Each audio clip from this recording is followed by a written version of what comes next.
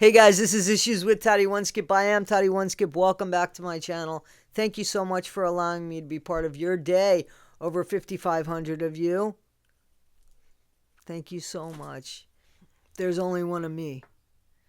And I hear people say that people come here, into the community and they chat as if they're talking to friends. And I love being a part of that. I am proud to be a part of that. Thank you. Thank you.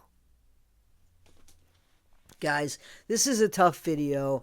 It's about Timothy Ferguson, who we know about because we've heard his disgusting brother Paul's phone calls with a few people where he's really more interested in getting canteen money.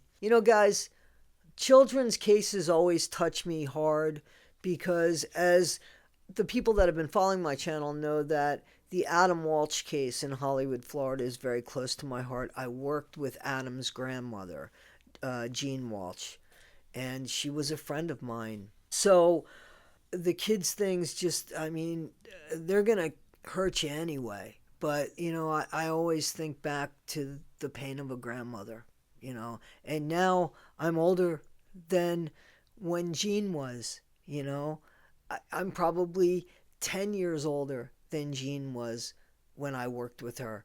And, she had lost her grandson, Adam Walsh. So, and those of you that don't know but I think many of you do know, John Walsh from America's Most Wanted was Adam Walsh's dad.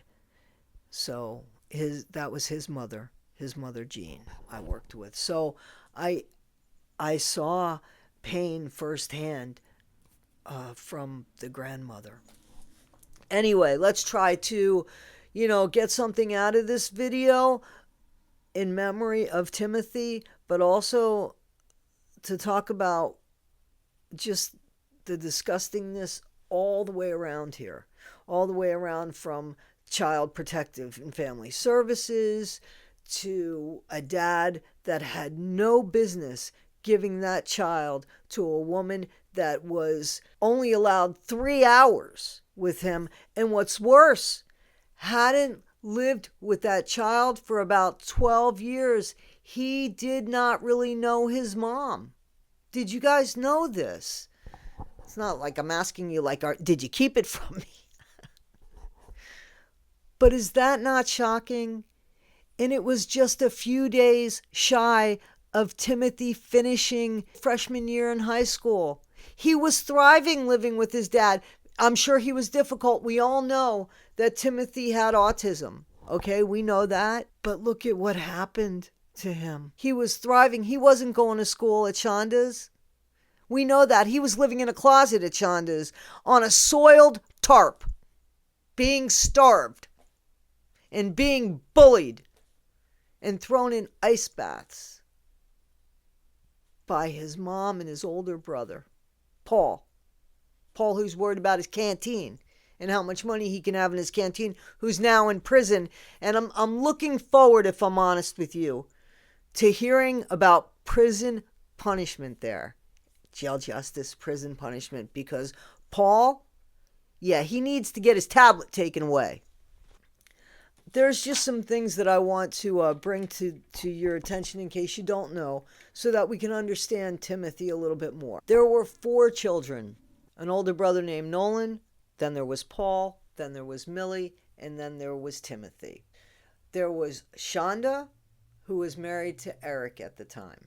Their house was a pigsty. It was filthy. The kids always looked undernourished and unkept, just a mess. They went to church, but people at church would smell them. The kids had soiled diapers, the youngest ones. They looked like they were not cared for. Child Protective Services went 9 times in Timothy's lifetime in Oklahoma because of how that house was and how unsafe and how the kids seemed to be neglected. They threatened to take the kids. They told them they were coming the next day to get the kids. I guess they needed the paperwork because the house, there was feces on the walls. There was feces on handles of things that you would grab. It was shit all over the carpet, all over the floor. It was horrible. I mean, from what I can imagine, it was like the hoarders. When they came the next day, when Child and Family Services came the next day, the house was spotless, but the smell was still there. The smell was still there. So they took the kids. There was a way to get the kids back. Eric followed the way to get the kids back. Shonda did not. She more or less didn't want to be bothered. Timothy was 3 years old at that time. 3 years old at that time. And they stayed in care, two separate, from my understanding, the kids didn't stay together. I think there was two that stayed and then two that stayed. But they didn't stay together. I think Timothy and his sister Millie stayed together. And I think Paul and his brother Nolan stayed together. And during that time, Shonda and Eric divorced. Kaput! No mas. This was in 2009. About 2009, 2010. Then Shonda meets Adam Vander Ark. They leave, go to Michigan. They have a child. I think the kid's conceived or born before their child. And then they go to Michigan, leaving all her 4 kids in Oklahoma. And now Eric has the kids because Eric did what was expected and what was needed to get custody of his children back. Not that he was a great parent. We clearly see that. But he did do that.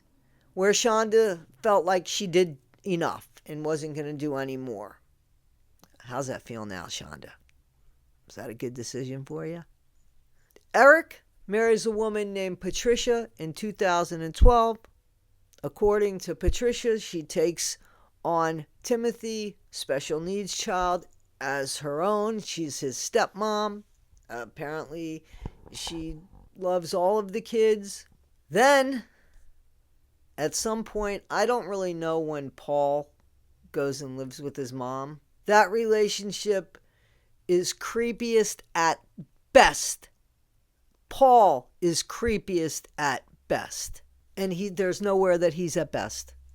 So, what ends up happening, unfortunately, in 2021, just days away from Timothy's graduation freshman year in high school, where he's thriving. He might not have been doing everything he needed to do. This kid had a knack for taking things apart and putting them back together. Maybe not putting them back together right away, and that could be annoying. But taking things apart, that's the way his mind worked. He had Legos, his sister said, that he would do just with ease, and he would be so precise about it, reading the directions and just being so precise, and then making up his own designs as well. But the Legos would be all over his floor, she said. You got to wear tennis shoes when you went into his room. Patricia, the stepmom, in 2021 said, according to her, according to this article, the Muskegon newspaper in Michigan, that was just updated 2 days ago, May 4th, 2024. It was just updated then. Originally out April 29th, 2024.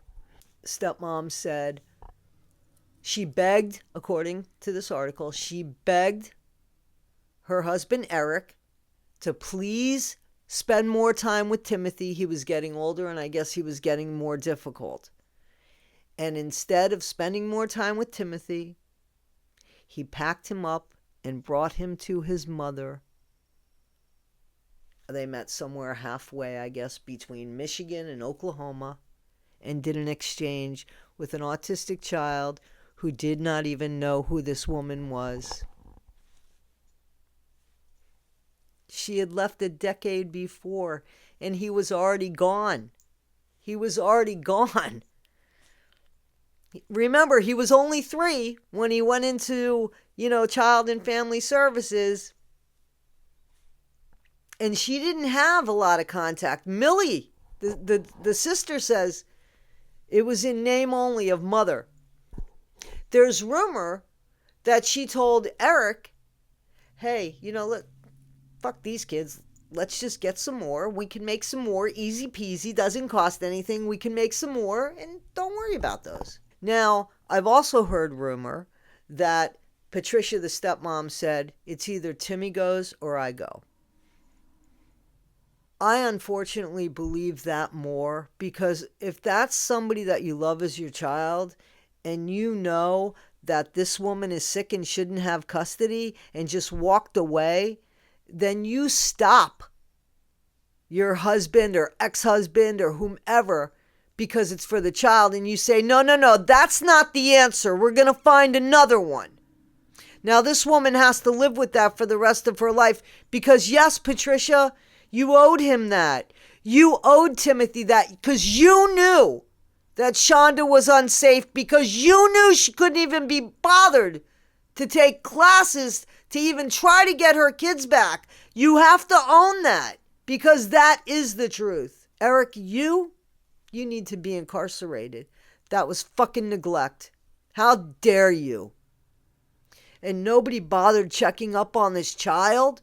So apparently they saw Timothy at a wedding within the year's time that Timothy was gone. My problem with this is that I don't think that the dad's going to do anything, but he needs to be held accountable. This is neglect. You know somebody shouldn't have custody. You couldn't check on him. You weren't speaking to him. I don't understand that. I know that from the time they got him till Adam Vander Ark, who is Shonda's late husband, he has since passed since Shonda's been incarcerated. But in December or January of either 2021 or 2022, we're going to say that it was December of 2021 or January of 2022 that Adam, her husband, Shonda's husband, had a stroke. Now, Timothy was only living there since May of 2021 because he dies on July 6, 2022. So her husband, Adam, has a stroke in December or January. It doesn't have anything to do with Timothy as far as we know. It has nothing to do with Timothy. But what happens is he has a stroke, and because they have a split level home, he goes and lives with his parents because they could better care for him. The 2-family income is now gone, and Shonda's under pressure. She already sucks as a parent, we know that, because she didn't care enough to take classes to get her children. So Paul, who in my opinion is just annoyed with Timothy because Timothy's taking up space and time, and Paul is just so fucked up and insecure and has some sort of weird feelings towards his mom. Something's up there. But Timothy is a bother to him. Timothy is annoying him. And I think he's jealous of Timothy.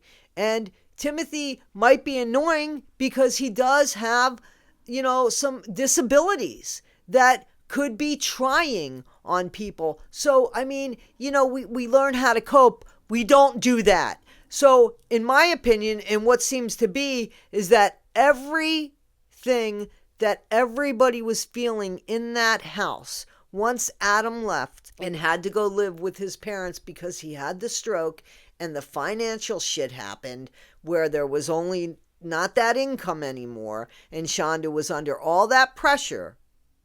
All of the bad shit got aimed at Timothy. Every horrible thing got taken out on Timothy. That's how Timothy was just left. I can't understand why since January, we'll say January of 2022, till when he passed in July of 2022, that nobody figured anything out. I can't for the life of me figure that out. You would think that you would see a massive weight loss if you maybe saw him, his dad, his stepmom. He was failed by everybody. This kid could have been anything. He's dead. Guys, I just wanted to talk about, yeah, I mean, I don't know much about Timothy. He was curious. His sister said, I implore you to read this article because this art, and I'll put the link. I'm getting better at that, at putting the links. And there's some really cute pictures of the kids. I just wanted you guys to know, when you see something, say something. The kid would have been better off staying in care or being put into care and not with this woman who wasn't fit to take care of a rat. Guys, this is Issues with Toddy One Skip. This was a hard one.